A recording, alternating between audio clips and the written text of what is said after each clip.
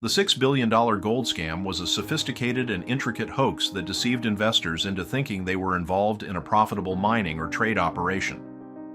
Scammers were able to embezzle billions of dollars before the scheme fell apart, leaving victims and authorities searching for answers through shell businesses, fraudulent gold reserves, and misleading marketing. Here's a breakdown of the key points that highlight how the scam unfolded and its devastating impact. Number 7. The Golden Fraudulent Scheme. The intricate and well-planned ploy to provide the appearance of substantial amounts of gold that didn't exist was at the heart of this gold fraud. The criminals, who frequently pretended to be high-level brokers or gold traders, assured investors that their investments in ostensibly low-risk gold would provide substantial returns. To fool their victims into thinking they were interacting with reputable financial institutions, the con artists created fictitious businesses, many of which had official-sounding names, gold certificates, fictitious vault inventory, and contracts indicating substantial quantities of gold were ready for trade were among the persuasive documents they produced. Profiting from gold's reputation as a hedge against inflation and economic instability, the criminals frequently targeted people and organizations seeking secure long-term gold investments. They persuaded investors to invest billions of dollars in a plan that was essentially fraudulent by offering returns that were greater than what could be obtained from official gold markets. The success of this swindle hinged on the con artists' ability to give the impression of legitimacy, which they accomplished by deftly playing on people's trust and the intrinsic worth that gold has. Number 6. The Fake Gold Reserve. A significant part of the scam's deception was the creation of fake gold reserves. The scammers knew that in the gold market, transparency is vital. To exploit this, they fabricated entire systems of documentation that made it appear as though vast quantities of gold were being held in secure vaults around the world. These vaults were non-existent, yet the scammers provided fake proof, such as forged inventory reports, counterfeit gold certificates, and bank statements showing gold reserves in major international institutions. The criminals used sophisticated printing techniques to create these convincing documents, which were difficult for most investors or regulators to detect as fakes. As a result, investors believed they were backing real gold that would yield steady returns. This illusion of physical gold backed up by strong financial institutions made the scam appear foolproof, ensuring that people continued to invest, thinking their assets were securely tied to a real, tangible commodity. In truth, the gold didn't exist, and any supposed trades were simply transferring money from one victim to another in a Ponzi-like scheme. Number 5. The Global Network. A notable aspect of this scam was the extensive worldwide network that the perpetrators set up. The fraud was not limited to a single country, but rather spread across continents, and the criminals were able to move fake gold certificates, set up shell companies, and distribute false documents across borders, making any investigation more difficult. Every aspect of the scheme was meticulously designed to appear authentic, with shell companies serving as middlemen, phony audits being carried out, and bribes frequently used to secure cooperation from local officials or financial institutions. By covering many nations, the thieves exploited jurisdictional constraints, knowing that regulators and law enforcement would encounter difficulties in coordinating an investigation across international borders.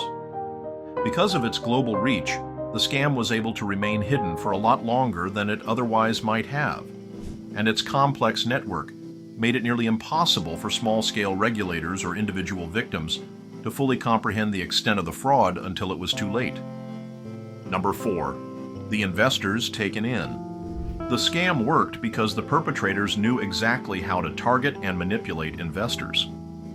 The lure of high returns on a supposedly secure investment in gold was irresistible to many. They capitalized on the reputation of gold as a stable investment that could protect against economic uncertainty. The scammers presented themselves as experienced traders with a deep knowledge of the gold market, often boasting about their exclusive access to gold reserves or hidden gems within the market.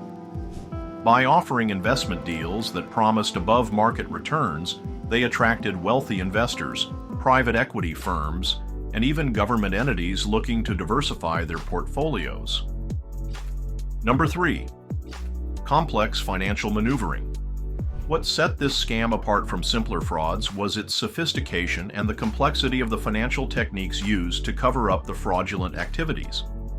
The perpetrators used a range of advanced financial tools, including offshore accounts, fictitious trade deals, and dummy transactions, to make the scheme appear legitimate. For example, fake gold reserves would be traded between shell companies, with each transaction designed to hide the paper trail.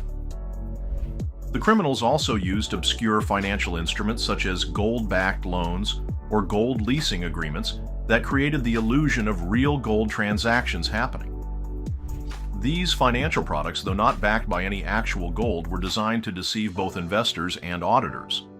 Each financial maneuver was carefully constructed to prevent detection by regulators, often involving complex international banking systems that made tracing the movement of funds difficult. Additionally, the scammers employed sophisticated accounting tricks to mask the absence of gold in the reserves, masking the fraud until it reached a scale so large that it became difficult to ignore. The fake gold was passed off between multiple companies and jurisdictions, making it nearly impossible for authorities to track down the fraud in time. Number 2. The investigation and exposure. As the scam grew, some investors began to notice anomalies or suspicious behavior that led them to question the legitimacy of the gold reserves they had invested in. Regulators and financial authorities eventually caught wind of the massive scale of the fraud when discrepancies began to emerge in transaction records and gold certificates. During the investigation, it became apparent that the gold reserves that were supposedly being held in vaults around the world did not exist. Audits of the companies involved revealed that they had no physical gold on hand to back up their claims, and the documents were all part of a highly coordinated forgery effort. However, due to the international scope of the operation and the use of multiple shell companies, it took time for authorities to piece together the full extent of the fraud. The investigation uncovered the fact that billions of dollars had been siphoned off from investors under the false promise of gold-backed securities. As the scandal broke, governments and financial markets were thrown into disarray, and several high-profile individuals and companies faced legal scrutiny for their role in the scheme. Number 1. The aftermath and fallout. The aftermath of the scam left a trail of devastation. Many investors, both large and small, lost their life savings, and institutional investors suffered major financial setbacks.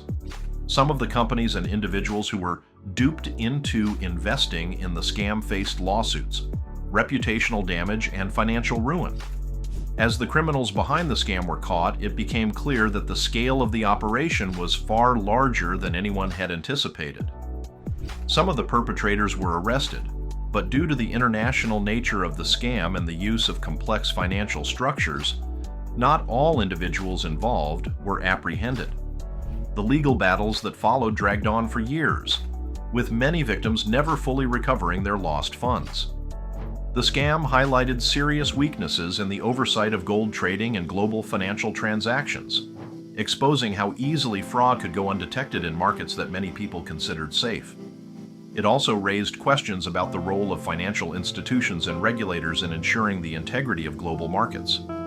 In the end, the scandal prompted changes in how gold investments are monitored and how transparency is enforced in the precious metals market. The financial industries, as well as regulators, were forced to reconsider their strategies for identifying and preventing such large-scale frauds in the future. This gold scam demonstrated how high-stakes financial fraud can be executed on a massive scale when proper due diligence is lacking, and the global financial system can sometimes overlook large-scale fraud until it's too late. If you liked our video, please hit the like button and subscribe to our YouTube channel.